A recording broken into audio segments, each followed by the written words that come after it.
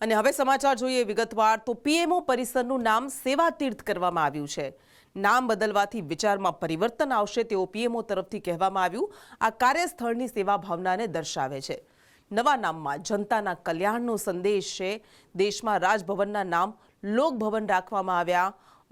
PMO તરફથી કહેવામાં આવ્યું કે અમે જેવી રીતે સેવા તરફ આગળ વધી રહ્યા છે ને એવી રીતે અમે નામ બદલી રહ્યા છીએ। નવા નામમાં જનતાના કલ્યાણના સંદેશ આપવામાં આવી રહ્યા છે।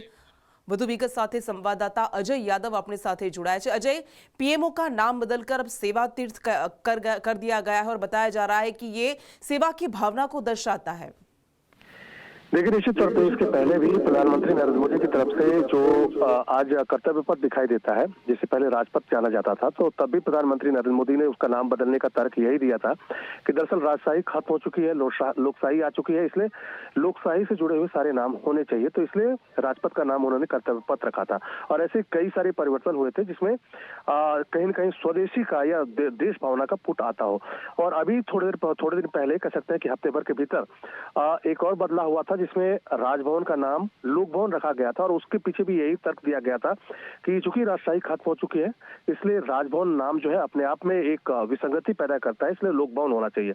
और आज खुद जब लोक तीर्थ नाम रखा गया है खासकर के प्रधानमंत्री ऑफिस का, तो उसमें भी यही कहा गया था कि चूंकि लोगों की मानसिकता जो है नाम बदलने से भी बदलती है और लोगों के मन में कहीं न कहीं सेवा का भाव आएगा और कहीं न कहीं इसमें एक स्वदेशी का पुट है। तो प्रधानमंत्री नरेंद्र मोदी ने भी आज जो है प्राइम मिनिस्टर ऑफिस का नाम बदलने के बाद जो अपनी तरफ से उसका वक्तव्य दिया है या बयान दिया है, उसमें यही भावना उन्होंने दर्शाई है कि नाम बदलने से कहीं न कहीं लोगों की मानसिकता भी बदलेगी और सेवा की भावना आएगी।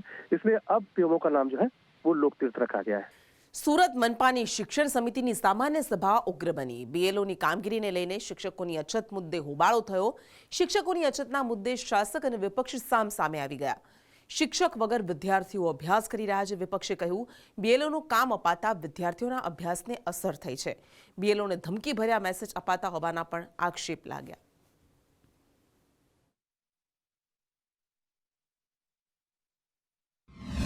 पहली वस्तु ये है कि शिक्षकों ने भणाववा दो और वर्गखंड में रहवा दो। बाळकोनुं भणतर बगड़ी रह्युं छे। कोरोना में 2 वर्ष खराब थया। आ वर्षनुं पहलुं सत्र खराब थई गयुं बाळकोनुं અને આ મહિનો આ બીજું સત્ર શરૂ થયું અને 1 મહિનાથી તો શિક્ષકો ગયા નથી। હજી આ કેટલી પ્રક્રિયા ચાલશે એની ખબર નથી।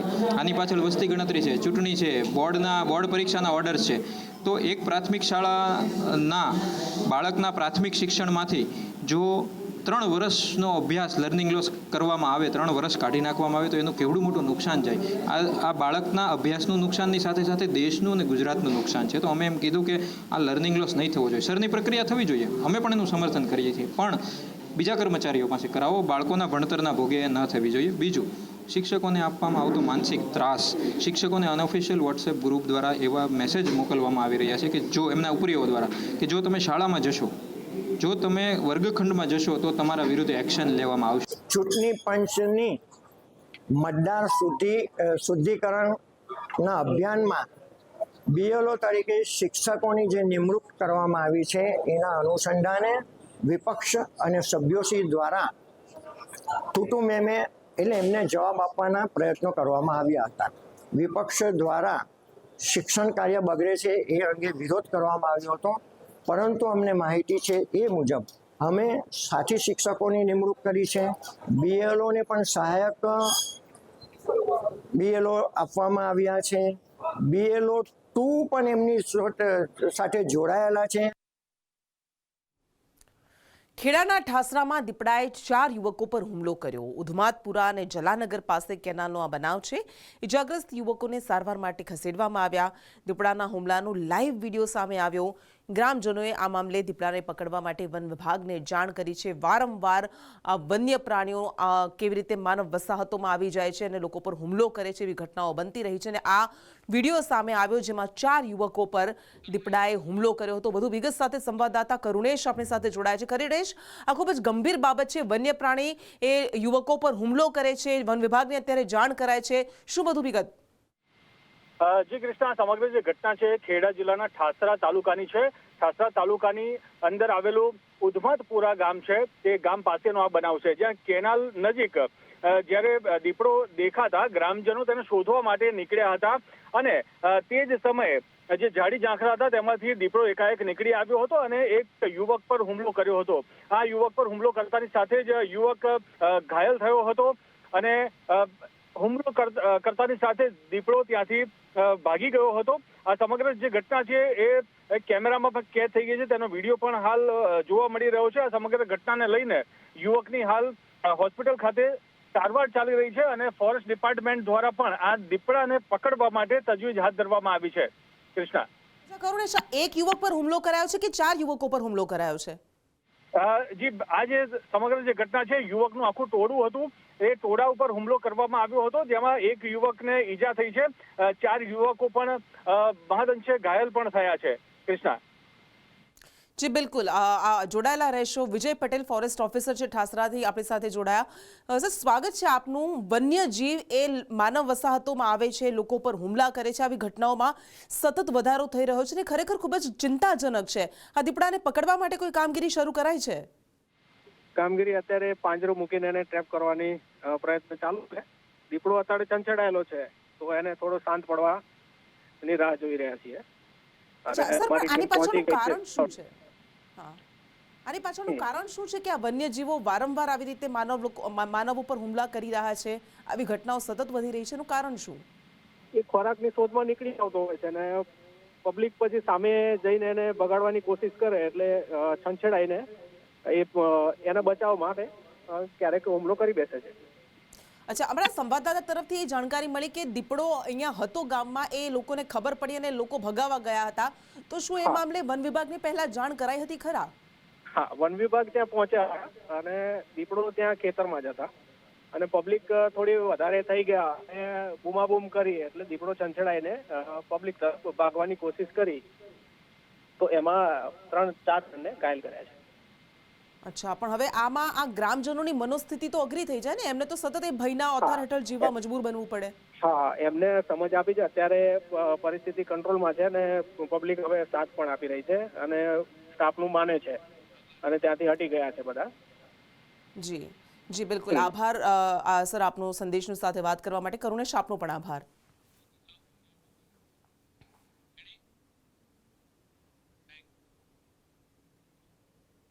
તલાટીઓને રખડતા કૂતરા શોધવાની સૂચના આપવામાં આવી છે. ગ્રામ વિકાસ કમિશનર તરફથી આ સૂચના અપાઈ. રખડતા કૂતરા ક્યાં રહે તે જગ્યા શોધવાની તલાટીને સૂચના અપાઈ છે. પંચાયતોને કૂતરા માટે ફીડિંગ ઝોન બનાવવાની સૂચના અપાઈ. સુપ્રીમ કોર્ટની ટકોર બાદ આ પરિપત્ર કરવામાં આવ્યો છે. રખડતા કૂતરાના આતંકથી પણ અનેક લોકો ઇજાગ્રસ્ત થયા છે, ખાસ કરીને નાના બાળકો. વધુ વિગત સાથે સંવાદદાતા હિરેન આપણી સાથે જોડાયા છે. હિરેન, રખડતા કૂતરાનો આતંક પણ એટલો જ વકર્યો છે, અનેક લોકો ગંભીર રીતે ઇજાગ્રસ્ત પણ થયા છે, ખાસ કરીને નાના બાળકો, અને હવે આને લઈને આ એક પરિપત્ર જાહેર કરાયો છે. શું વધુ વિગત છે એમાં? નામદાર સુપ્રીમ કોર્ટે જે આ કેસની અંદર ચુકાદો આપ્યો હતો ને, એ ચુકાદાની સાથે સુપ્રીમ કોર્ટે એક માર્ગદર્શિકા તમામ મુખ્ય સચિવોને રાજ્યોમાં મોકલી આપી હતી. એના આધારે વિકાસ કમિશનરની કચેરી દ્વારા આ સૂચનાઓ આપતો એક પત્ર છે એ 24 તારીખે ગુજરાતમાં કરવામાં આવ્યો છે, જેમાં ખાસ રખડતા કૂતરાઓ, અન્ય રખડતા ઢોર અને જાહેર માર્ગો પર રખડતા જે છે એના સંદર્ભનો ઉલ્લેખ કરવામાં આવ્યો છે. મહાનગરપાલિકા, કોર્પોરેશન વિસ્તાર અને ગ્રામ્ય વિસ્તારનો પણ ઉલ્લેખ છે. ખાસ કૂતરાઓના સંદર્ભમાં જે તલાટીને જવાબદારી જે સોંપવામાં આવેલી છે કે ગ્રામ્ય કક્ષાએ ગામડાઓની અંદર આ પ્રકારે જે રખડતા કૂતરા વગેરે છે, તો એમાં ખાસ 2 વસ્તુઓ પર ભાર આપવા માટેની સૂચના આપવામાં આવી છે. એક તો રસીકરણ માટે છે એ ભાર આપવા માટેની સૂચના છે અને બીજું ખસીકરણ. આ બંને વસ્તુઓ પર ભાર આપતો પત્ર છે વિકાસ કમિશનરની કચેરી દ્વારા સુપ્રીમ કોર્ટની ગાઈડલાઈનના આધારે તમામ જિલ્લાઓને કરવામાં આવ્યો છે. જી બિલકુલ, આભાર.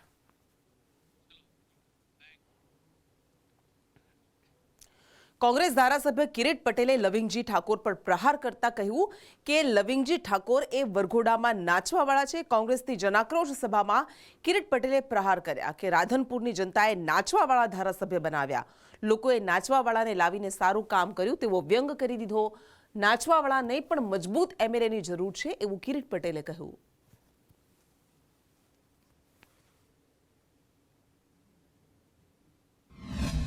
બોલવાવાળા ધારાસભ્યને કાઢી અને નાચવાવાળા ધારાસભ્યને લાવ્યા. સાચી વાત કે ખોટી વાત? હવે તમારે ફરીથી બોલવાવાળાને રાખવાના છે કે નાચવાવાળાને રાખવાના છે? તમારા પ્રશ્નો વિધાનસભાની અંદર, સરકારની અંદર રજૂ કરી શકીએ તેવા મજબૂત લડાયક બોલવાવાળા ધારાસભ્યની જરૂર છે કે જે તે વરઘોડામાં નાચી અને તમને રાજી કરે એવા ધારાસભ્યની જરૂર છે. મોરબીની વિવાદિત દરગાહ તોડી પાડવામાં આવી. 2 વર્ષના કાનૂની વિવાદ બાદ આખરે આ દરગાહ તોડી પાડવામાં આવી. ગેરકાયદે દરગાહ મણિમંદિર પાસે આવેલી હતી. ડેમોલિશનને લઈને ચુસ્ત પોલીસ બંદોબસ્ત પણ ગોઠવાયો હતો અને પોલીસની હાજરીમાં આ કામ કરવામાં આવ્યું હતું. અને મોરબીની વિવાદિત દરગાહ જેનો કેસ છેલ્લા 2 વર્ષથી ચાલી રહ્યો હતો તે આખરે ડેમોલિટ કરવામાં આવી. વધુ વિગત સાથે સંવાદદાતા જગદીશ આપણી સાથે જોડાયેલા છે. જી જગદીશ, શું વધુ વિગત? જી ક્રિષ્ના, ચોક્કસથી વાત કરવામાં આવે તો મોરબી શહેરમાં મણિ મંદિર પાસે દરગાહ આવેલી હતી અને આ દરગાહમાં ડિમોલેશનની કામગીરી હાલમાં તંત્ર દ્વારા કરવામાં આવી રહી છે. જે પ્રકારે વાત કરવામાં આવે તો 2 વર્ષ પહેલા કાજલ હિન્દુસ્તાની નામની જે સ્પીકર હતી તેમને જે આ વિવાદ શરૂ કર્યો હતો અને ત્યારબાદ આ વિવાદ વધુ વણસ્યો હતો અને કાનૂની પ્રક્રિયા પણ હાથ ધરવામાં હતી. કાનૂની પ્રક્રિયા બાદ આજે આ ડિમોલેશન દ્વારા જે દરગાહ છે તે હટાવવાની કામગીરી ચાલુ કરવામાં આવી છે. સાથે જ ચુસ્ત પોલીસ બંદોબસ્ત પણ ગોઠવવામાં આવે છે. જે પ્રકારે વાત કરવામાં આવે તો મોરબીનું સ્થાન ગણાય તેવો મણિ મંદિર પાસે બેઠો પુલ આવેલો છે અને આ બેઠો પુલ પણ બંધ કરી દેવામાં આવ્યો છે, એટલે કે જેથી કરીને કોઈ અનિચ્છનીય બનાવ ન બને. પરંતુ જે પ્રકારે વાત કરવામાં આવે તો છેલ્લા ઘણા લાંબા સમયથી મણિ મંદિર પાસે જે દરગાહ હતી એ દરગાહ આખરે આજે તંત્ર દ્વારા ડિમોલેશન કરવામાં આવી રહ્યું છે. કૃષ્ણા. જી બિલકુલ, આભાર. અમદાવાદમાં વિરાટનગર વિસ્તારમાં બ્રજેશ્વર કોમ્પ્લેક્સની દુકાનોમાં આગ લાગી હતી અને હવે આ મામલે ચોંકાવનારો ખુલાસો થયો છે. બ્રજેશ્વર કોમ્પ્લેક્સની દુકાનો ગેરકાયદે હતી અને કેમિકલનું આગથી ટેસ્ટિંગ કરતા હોવાનો ખુલાસો થયો છે. ગેરકાયદે કેમિકલની દુકાનોની વચ્ચે સ્થાનિકો રહીશો રહી રહ્યા હતા. તેમનું કહેવું છે કે અમે રજૂઆત કરીને થાક્યા છતાં કોઈએ ન સાંભળ્યું. ફાયર સેફ્ટી અને બીયુની પરમિશન નથી આ દુકાનો પાસે, તો કેવી રીતે આ દુકાનો ચાલતી હતી, કોની રહેમ નજર હેઠળ ચાલતી હતી તેવા સવાલો છે.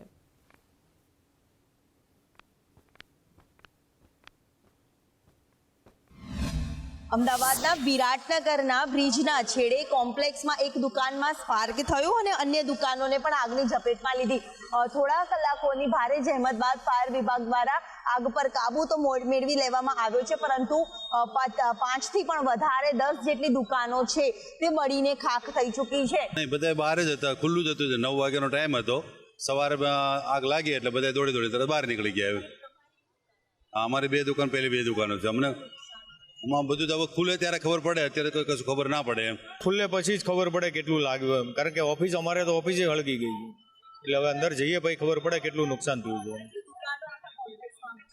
દુકાનોમાં તો 20-25 દુકાનો તો આ બાજુ છે જ, ઓલ બાજુ ભાગમાં અલગ છે. આગ લાગી 20-25 દુકાનની આસપાસ લાગી. નુકસાનીનો સામનો વેપારીઓએ વેઠવાનો વારો આવ્યો છે. અલગ અલગ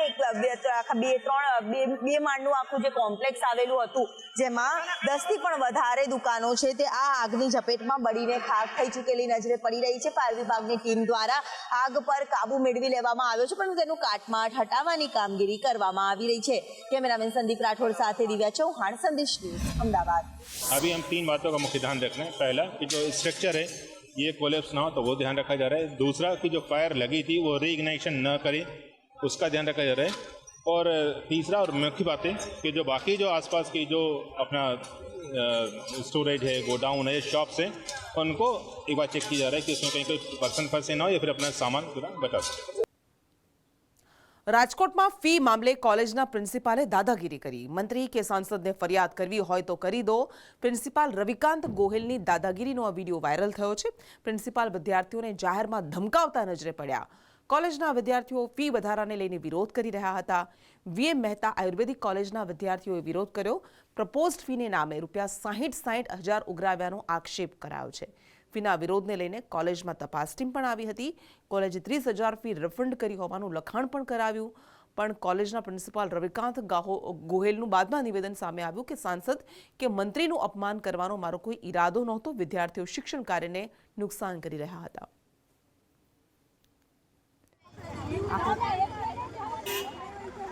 વાર લાગે? સાહેબ કરે છે બધે આવે પછી બધે કરવાના ચાલો હું છે ને એક ની ચામડી ઉધારી નાખી દો, એટલું યાદ રાખજે વિશાલ. ઘરે રહેવું છે કે હોસ્ટેલ ક્લાસની અંદર જવું? તું તો લીડર છો ને? ના તું તો લીડર છો, મને ખબર છે. નહીં મને ખબર છે. રીવાબાને બોલાવો છે? ના બોલાવો છે? બોલાવો છે તો બોલાવી લઈએ આપણે. કોને પૂનમને ફરિયાદ કરવી છે? ના ના કોને બોલાવવું છે એ કહી દો. અરે જ્યાં ફરિયાદ કરવી બેટા તને છૂટ જ છે. મને ખબર છે બેટા, બધી ખબર છે. તું રહેવા દે. મારો કોઈ પણ પ્રકારનો ઈરાદો માન્ય સંસદશ્રી અને માન્ય રાજ્ય કક્ષાના મંત્રીશ્રીનો ઈરાદાપૂર્વક બદનામ કરવાનો કે અસન્માન કરવાનો કોઈ આશય ન હતો. આ સંદર્ભમાં મેં માત્ર વિદ્યાર્થીઓને એટલું સમજાવ્યું હતું કે શૈક્ષણિક કાર્યમાં વિક્ષેપ કરવાનો અથવા ક્લાસરૂમની બહાર બેસીને વિરોધ પ્રદર્શન કરવો એ યોગ્ય નથી. તમારા જેટલા પણ પ્રશ્નો હોય એ શાંતિથી સાંભળવામાં આવશે અને અત્યાર સુધી તમને સાંભળવામાં આવ્યા છે.